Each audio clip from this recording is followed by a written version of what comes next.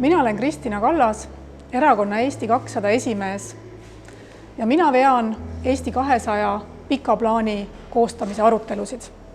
Me ju jätkuvalt tahame siin Eestis saada rikkamaks ja elada sama hästi nagu meie põhjanaabrid. See unistus ei ole veel kuskile kadunud saada 5 rikkama Euroopa riigi sekka. Kuid eriti oluline on see, et meie järgnevad põlved elaksid meist paremini, elaksid rikkamalt ja oleksid ka õnnelikumad. Eesti 200 pika plaani osa on suur küsimus, mida me peame tegema teistmoodi kui seni, selleks, et me saaksime Euroopa 5 rikkama riigi hulka. See, mis meid on toonud siia, ei vii meid siit enam edasi. Meie nägemuses me peame hakkama investeerima oluliselt rohkem oma inimestesse, selleks, et saada rikkamaks ja õnnelikumaks. Aga mis see tähendab?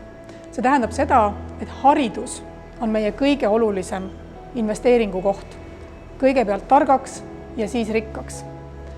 Haridusse investeerimine tähendab seda, et meie inimesed on paremini valmis ka ise tegelikult oma eluga hakkama saama ja ka Eesti riigile ka näiteks rohkem tulu teenima.